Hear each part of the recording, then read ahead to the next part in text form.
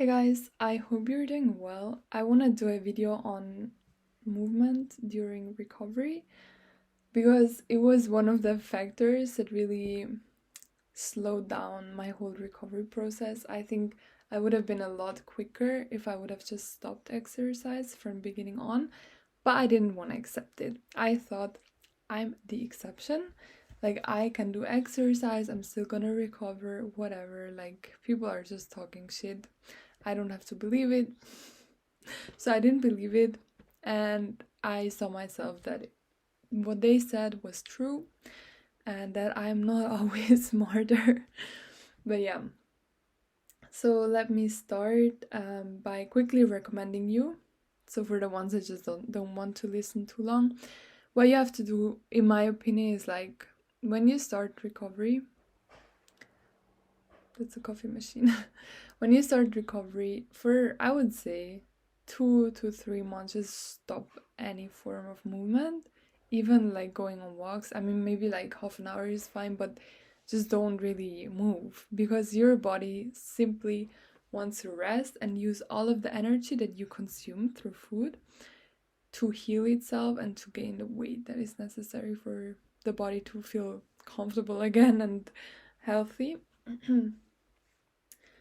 And yeah, after I think 3 months, you can go maybe on some more walks and stuff. But still, I mean, usually, at least that's what I felt like during recovery.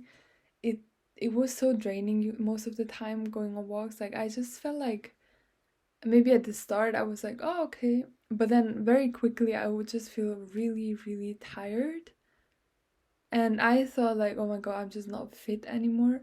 But no, it's not because of that. It's simply because I was not meant to go on a lot of walks. I was just meant to chill and heal. And that's your whole purpose during recovery. You can take yourself 6 months of completely stopping movement and starting like watching more YouTube or Netflix. And I mean, ideally, for example, I really love drawing. So looking back, if I was my own guide, I would have told myself, like, girl, there's going to be 6 months of your life where you can't really go out. Not only because of Corona, but also because recovery, you know? So I would have told myself, like, if you have all of that spare time, start drawing more and improve your art skills, something like that. Like, don't see it as a waste of time or like, oh my god, that's so unhealthy. Just see it as like, okay, now I have 6 to 12 months to completely rest and maybe learn a new skill. Or maybe just chill and watch your favorite shows. Whatever you want. And then after some time, you will naturally start feeling more active. Like you will feel like this urge to go out and move. So you don't even have to like on purpose reintroduce exercise. You will just feel like doing it. And trust me, I would have never thought that of myself because I used to be the biggest sports hater. Like when I was a child, I was the most unactive child, you know. I can show you a picture of how skinny I was, but I like had 0% muscle mass. So I literally, out of all my cousins, I would always be the one that couldn't continue the hike because I was too tired. So this was how it looked like. Because I was so tall, I was super skinny. Um and yeah, so I always hated sports. I hated going out and move. But then after recovery, I feel like I just had all of this energy finally set free, and I just felt like moving. So yeah, now why do I think 3 to 6 months of no movement? This is very strict. Okay, so when I first tried recovery, which ended up in a quasi recovery, big fail. I tried training for a half marathon. So, like 2 to 3 times a week, I would run around 10K, which wasn't very beneficial, but I thought to myself, like, hey, you know what? Like, I am different. I can handle this. My dad is a runner. I have it in my genetics to run. I can gain weight, even though I didn't want to. I think it was just like an excuse. I can like recover and gain weight even though I'm running a lot. Then at some point my hip started hurting while running, and I think that was simply because I was not meant to run. Like I was gaining some weight, so maybe the additional weight was making me hurt. But I think it was just my body telling me like, girl, no, running is not the right thing. But then I got stuck in quasi recovery. I went on really, really long walks every single day. And I just also didn't really eat. Like I was in recovery. I ate quite a lot, but I ate super, super controlled and very healthy. So it was not the right thing. And then my second attempt was a lot better, and I kind of stopped movement for maybe 1.5 months. And then the summer came, and my friends are pretty active, and I live close to the Alps.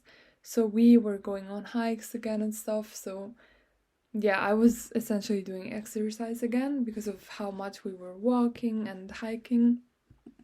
And it kind of again stopped my recovery. And then I went on exchange and I felt like now I have to go to the gym.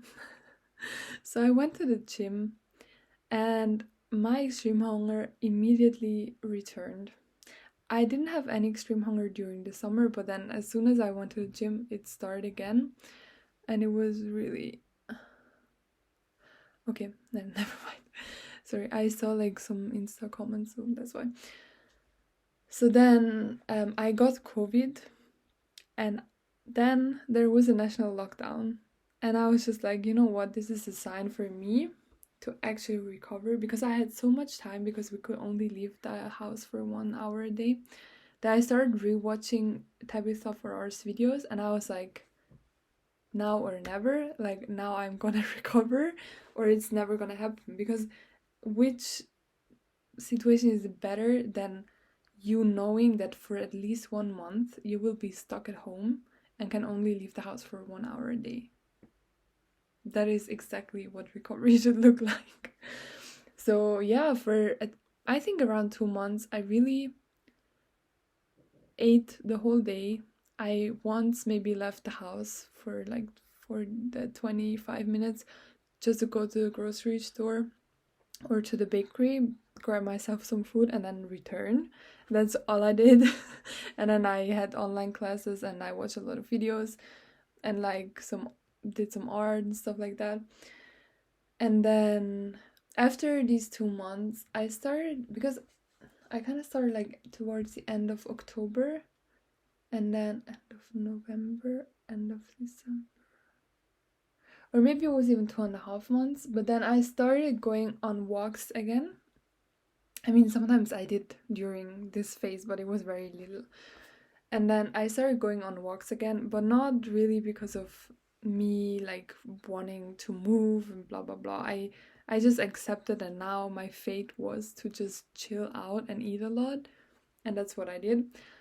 But sometimes I would go out on walks simply because I wanted to discover new places with my friends and stuff like that. It wasn't really because of the reason that I went on walks before or during my ED, which was just to keep myself moving. So yeah, then I started going again more on walks. I don't know, walks are just my thing. With my friends, we discovered a lot of things. And I think just gradually I moved more and more. But I kept on eating a whole lot of food. And I didn't lose any weight. Even though I ate less and I moved more, I didn't lose weight because it was just the body that my body wanted at the moment, like at the time. It simply was exactly this weight that my body wanted me to be at because it felt safe.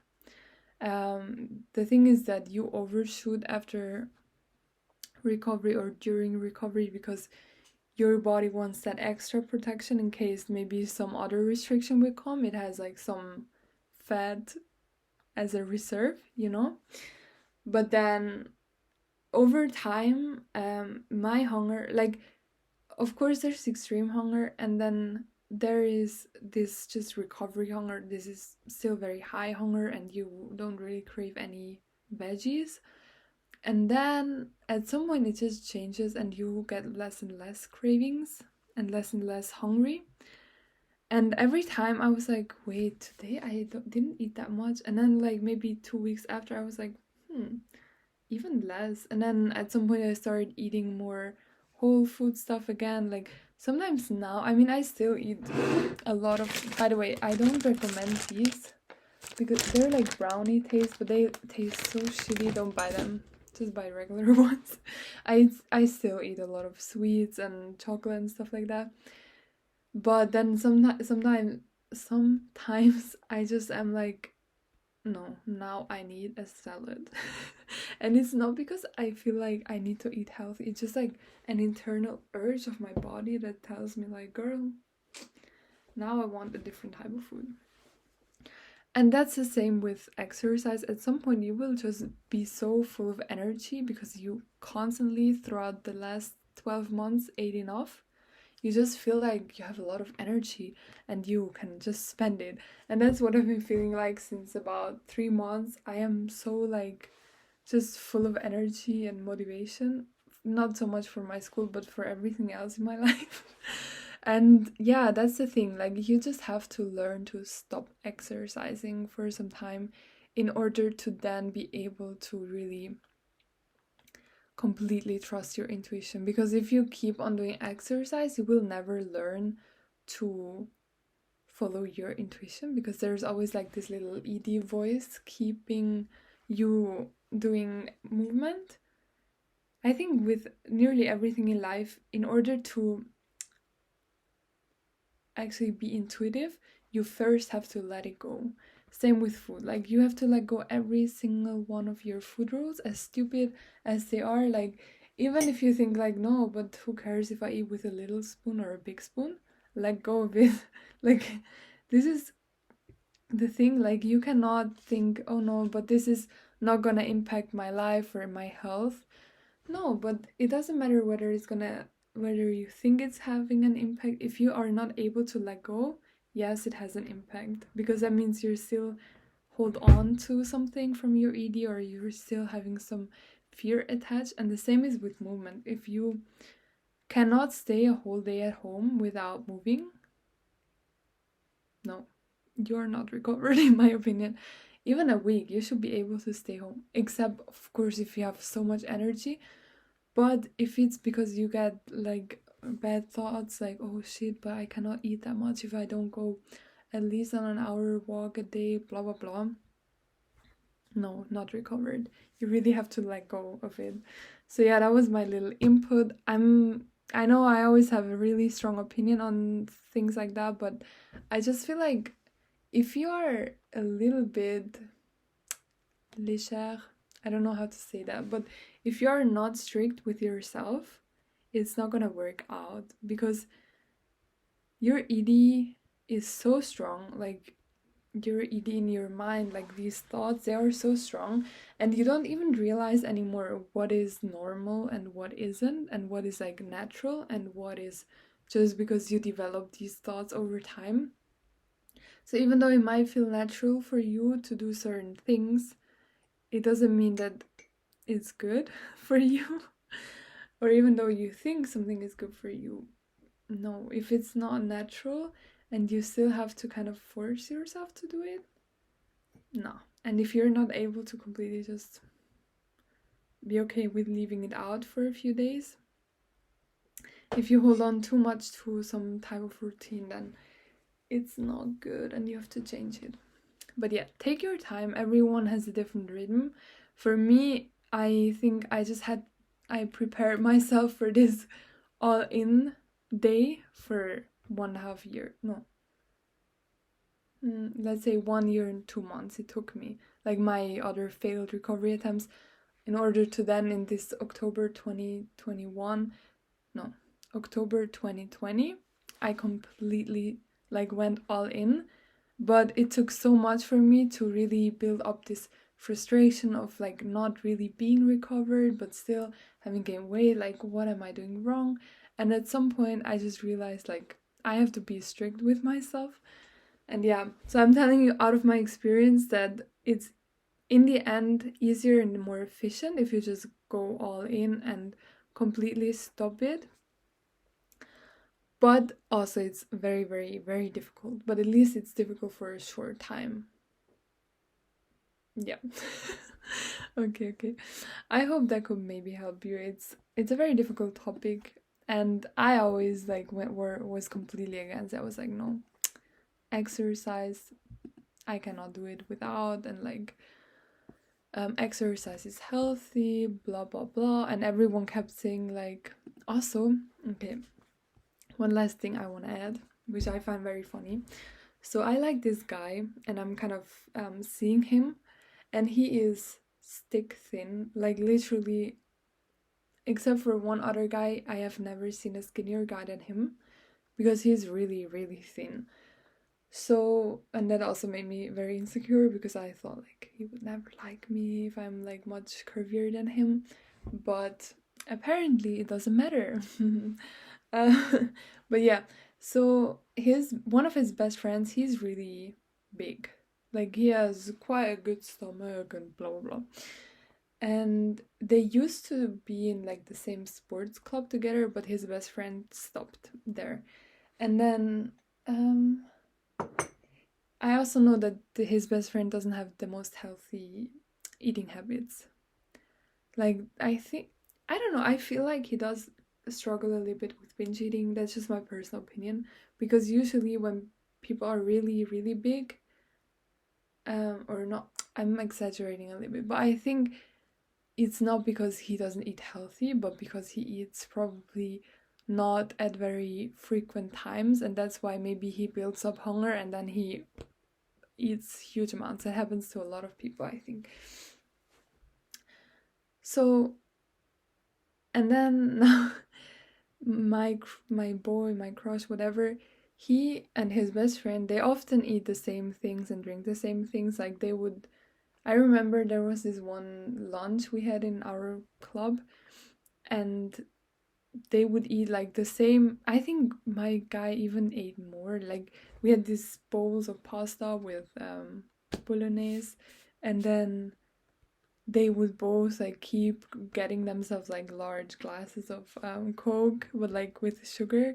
So my guy, he's just naturally so damn skinny, I think. And yes, he does exercise in his sports club, but I think sometimes people struggle understanding that some people are just more blessed than others with their genetics, or not even blessed. I mean, it's not that great to be that skinny. Okay, so then he one time we kind of talked about his best friend, and he was like he just doesn't understand why he doesn't do anything about like his body. And I was like, yeah. And then he was like, yeah, you know what, like just he could just do some more sports and then he would be fixed. And I was like, oh, I think some people don't understand that body types are different. For some people it's enough to do like exercise 3 times a week and they're just gonna be skinny, or like without any.